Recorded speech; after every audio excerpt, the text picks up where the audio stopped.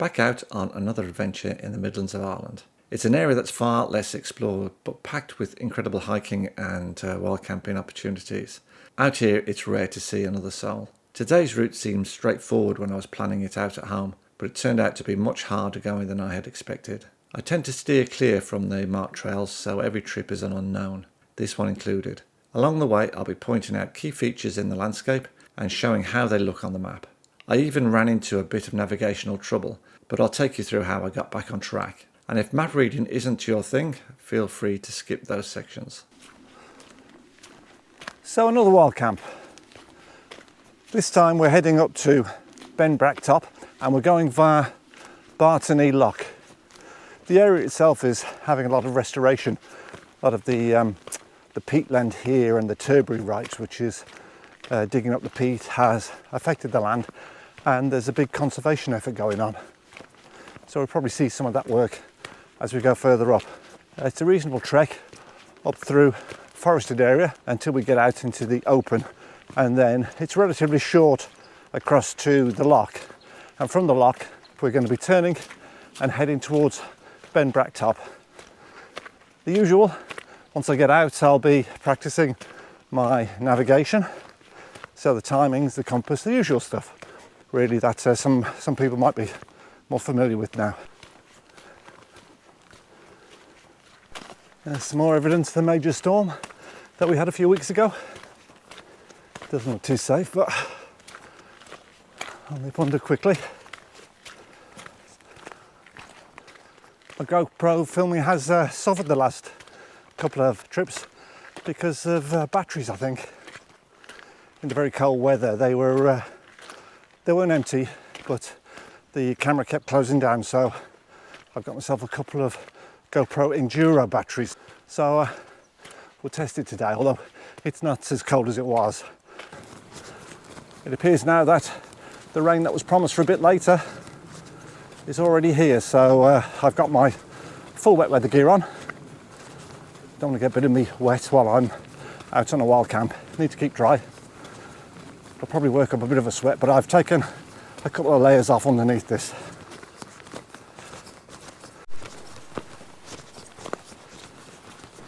It's certainly remote here. I made sure I did a plan and sent it to my wife, just in case anything happened. Always do that, and hope it's never needed. But you know, the time you forget to do it is the time it'll be needed. I did notice up here that on the map it's showing a few swallow holes, so I wouldn't be coming up here in the winter when there's snow on the ground and you couldn't see them. How peaceful. Apart from my heavy breathing.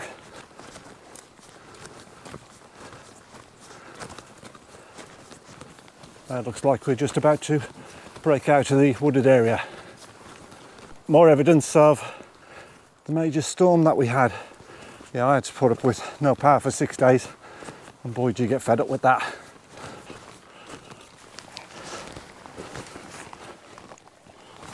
It looks like we might be fairly clagged in, although I can see through the gaps. And even if we can't see anything, then that's perfect map reading, navigation territory. I look forward to it. Well, this is great. I can see more than I was expecting, and I am seeing the sharp rise in the land before it falls and then up again on the other side. That's also on the map. It's not always about setting a bearing and sorting your timing out. Well, that's a very big part of it.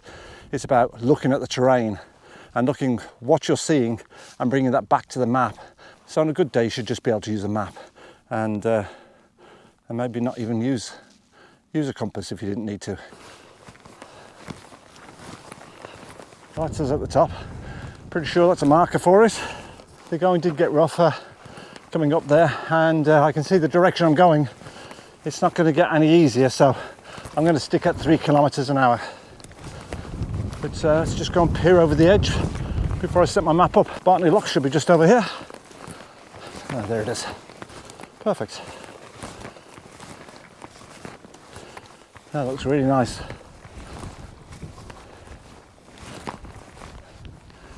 So it's lovely here in the summer. But Benbrack Top is up in that direction where all the cloud is. That's where I'll be camping. Of course it is, camping where all the cloud is. No view. And none in the morning, I don't think either. Anyway, let's take a look at the map. Bartley Loch is just below me and I'm heading over here for Benbrack Top. So let's look at the plan. I'm at this point here. The loch is just down a ways here, and I'm going to be aiming for Benbrack Top. Now I'm going to split this into a couple of legs. So from here down to the corner of the loch there, that's 350 meters, and at 3 kilometers an hour, that's 7 minutes. Okay, 3 kilometers an hour, 350 meters, that's 4, 5, 6, and 100 and a half, another minute, 7 minutes. Going downhill, so I won't add anything in for the contours, and I've gone at a lower speed, so it should be about right. My next leg is still going to be 0 on 0. It's 1250 meters this time, and that equates to 25 minutes. So if I worked out 1250 meters at 3 kilometers an hour, that's 25 minutes. Now there's only 2 contours. It's pretty flat going up to this jumping off point here, where it's the base of the mountain where I'll be heading up. So there's only 2 minutes added on. So that's 27 minutes.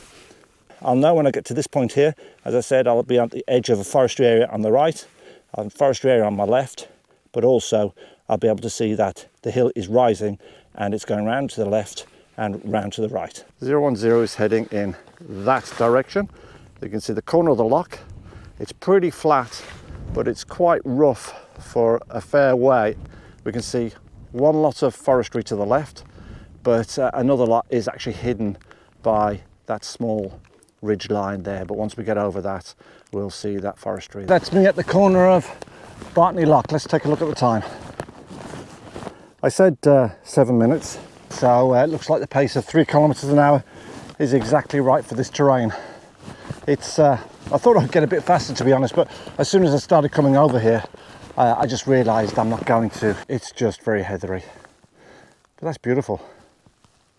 So I see some rocky area and a distinctive cut in Benbrack Top there. So as long as clouds don't come in, then I can put the map and compass away and keep heading for that. But if it does come in, I'll pick a spot that's furthest away from me, but one that I can actually see, and I'll aim for that and then repeat. I'd say on a good day, this would be absolutely fantastic. I'm feeling a bit chilly, but as soon as I get going, soon warm up. So I'll set my stopwatch, and we said 27 minutes. Wow. Well, this is much, much tougher than I was expecting. This is really heavy heather. Going from one lump to the next. I'm sure this is going to take me longer than 27 minutes, but that's fine. But wow, it's hard going. I can't really do any talking or any gossip to the camera because it's just too tough. I've just stopped at 23 minutes, so another 4 minutes to go to where I believe will be the flat spot. So if I just look ahead of me, just before the heather starts to rise again, that's my point. We'll see whether I actually do manage to get there in 4 minutes. It's been tough going, that's for sure. That's 27 minutes, so I wanted to stop and show you exactly where I am. On my left-hand side, I see the wooded area, and there's Benbrack Top, and there's the trees on the right-hand side. Maybe another 2 minutes across there, so 27 turns into 29 minutes, but to be honest, I'm really pleased with that. I don't know how I stuck to almost or virtually a 3 kilometre pace. It must be the legwork in the gym is really starting to pay dividends, because I feel actually all right, but it was tough going. Quick reminder on the plan. So we see that spot just there. So I'm just approaching that. If I went straight up the hill there, I'm looking at 110 degrees, 900 meters. That equates to 17 minutes, and there's 11 contours. It's pretty steep going up there. But from where I am now, I'm about 2 minutes shy of where I'd planned to be. So we'll call it 30 minutes. Well, it's 16 minutes, it's another 10 minutes to the top. So I'll be happy if I found a decent spot. Behind me, there were a couple and I found a water supply. So if I go on a little bit further and it's not looking good, I'm going to head back. I've been to the top before and I can't really recall if it is dry or not. I seem to remember it isn't. yeah, of course it's not dry, but some places are drier than others, or some places are less wet than others, put it that way. Well, I managed to get to the top in the end. You can see it just behind me. I've just come away from it. There's what looks like a little bit of a radio mast. I'm not too sure what it is, but there's no protection up there. It's starting to blow quite a bit, and there's no water. So I'm just going to head back down to where I saw a reasonable spot, and I know there's some water I can get there, and it's on my way back anyway.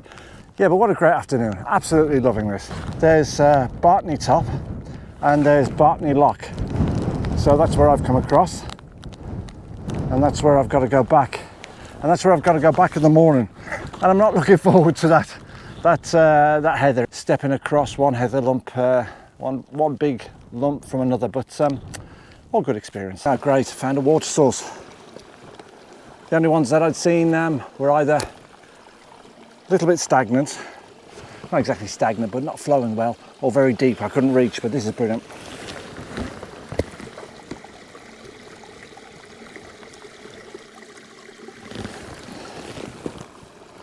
We'll see what that's like once it's filtered. I have my platypus water filter. A little bit brown, but I'm sure it's pretty clean, apart from the dead sheep about half a mile up.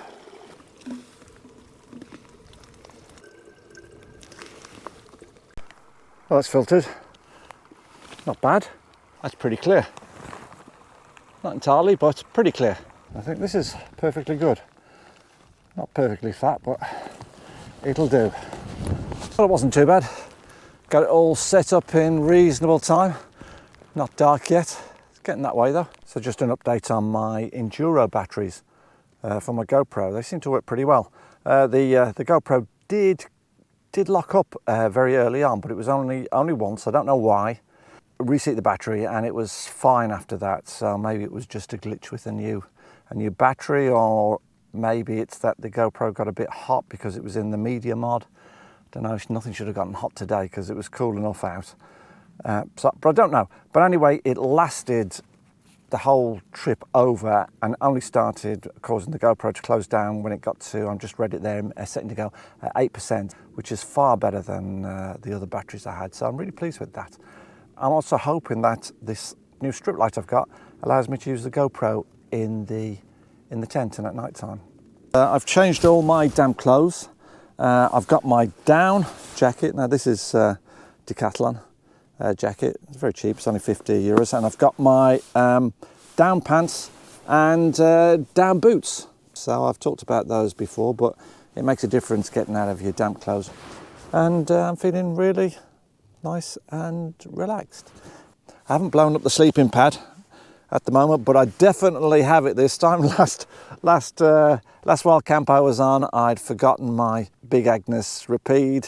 I had a nice, great R4.2, and oh God, I thought what a disaster.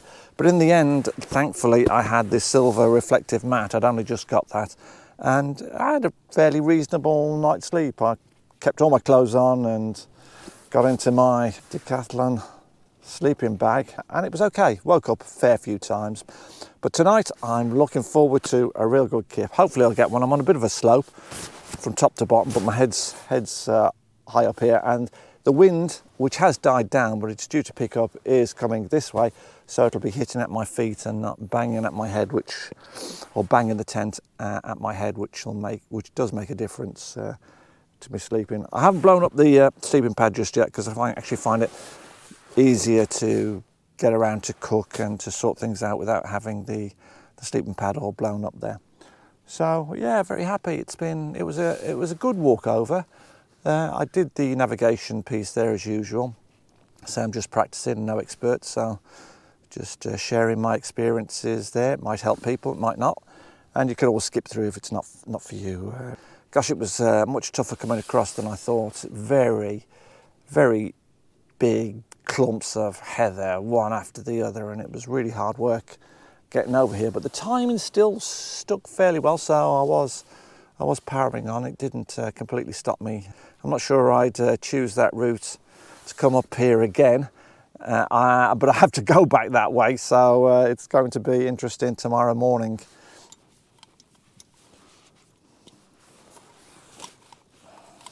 Have lovely ribeye steak and prepared some courgettes and red peppers.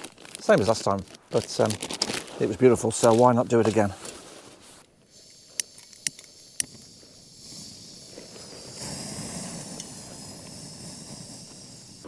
I find it hard to sit up in this tent and cook.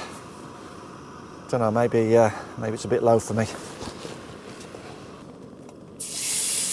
Oh, listen to that. This is living. Who needs fancy restaurant?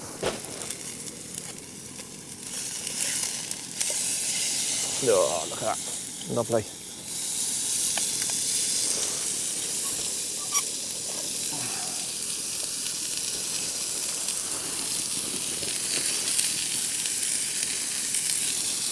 Yeah, my only problem is I keep sliding down. It's sliding anyway, and there's a bit of a hole here, so I can't sit up here. I just keep sliding down. Never mind, work it.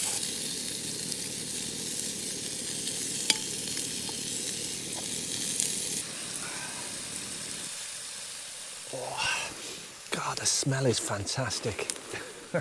Looking forward to this. Let's see what it's like.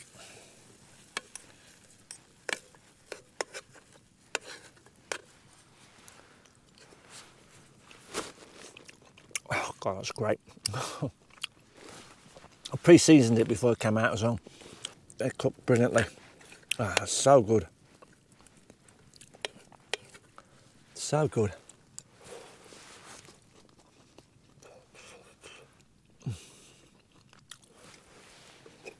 I don't know, there's something about cooking and eating when you're out in a tent on your own.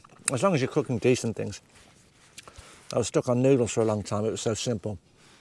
But I bought myself this really handy frying pan. It's very light as well. Let's try a courgette.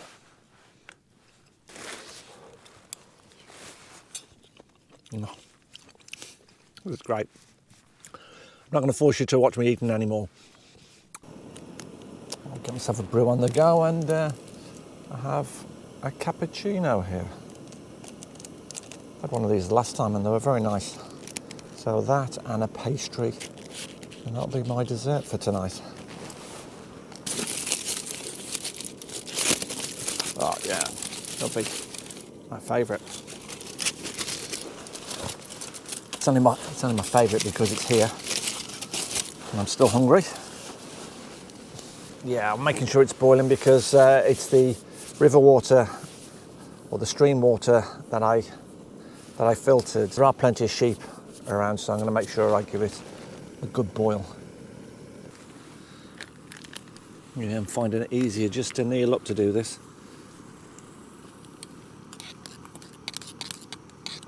Must get myself a bigger tent. Although this one isn't small, it's the Helm 2 and I do like it. But I do feel a little bit cramped in it. Oh, lovely. A little bit for later.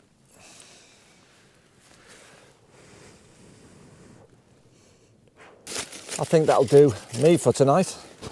I'll just tuck into this, listen to a little bit of Netflix or whatever, and get an early night. So until the morning, unless anything special happens during the night, which I'm hoping it won't, like cramp or whatever. But I did do a fair bit of stretching outside tonight there. Now, last time I did the stretching, it did help a great deal.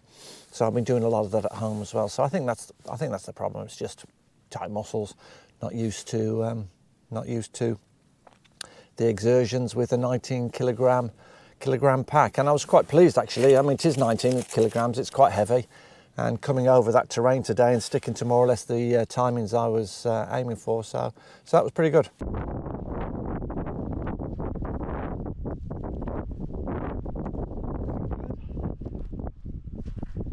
Well, not too bad a sleep, but not great either. I'm looking forward to getting that new sleeping bag, the Ascent 700. This one really wasn't warm enough last night.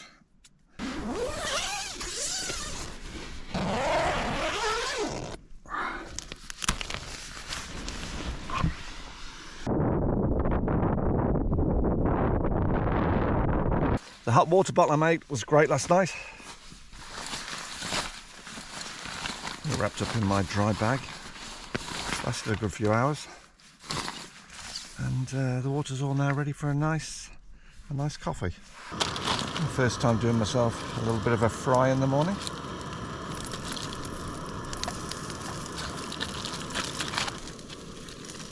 It's all pre-prepared with a little bit of oil sprayed, and so I don't have to bother carrying it.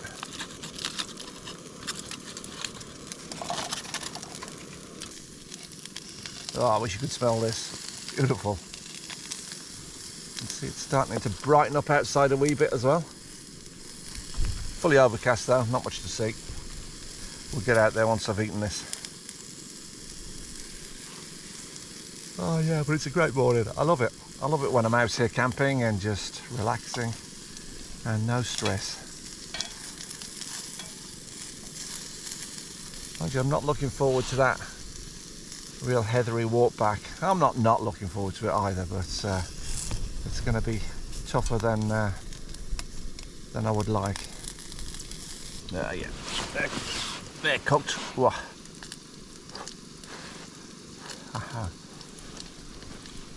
Oh, lovely. Absolutely fantastic.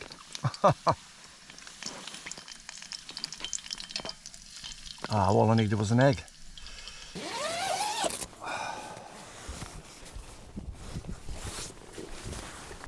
Yeah, I thought I heard a few sheep in the night around by the tent.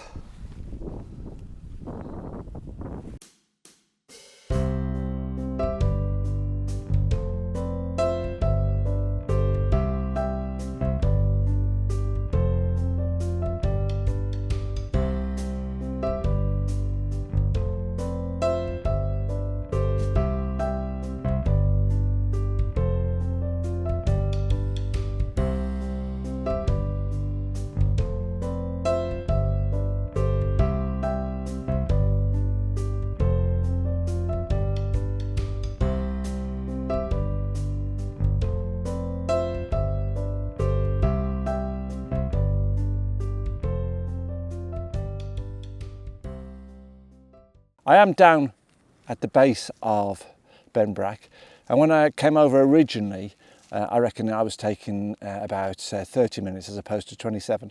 So maybe it's about 3 minutes coming down from the top. I reckon it'll be about 27 minutes to get back to the loch.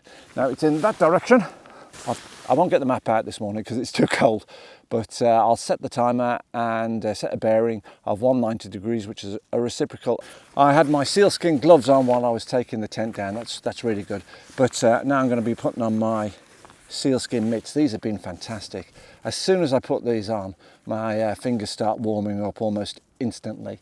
So they're great for when I'm working with the hiking poles, and I will need the poles going over that ground. It's not easy, and I will need them to keep me stable.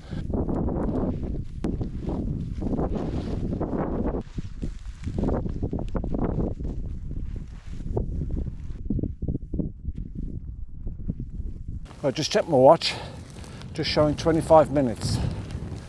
So as I come over this ridge, I should see Bartley Loch.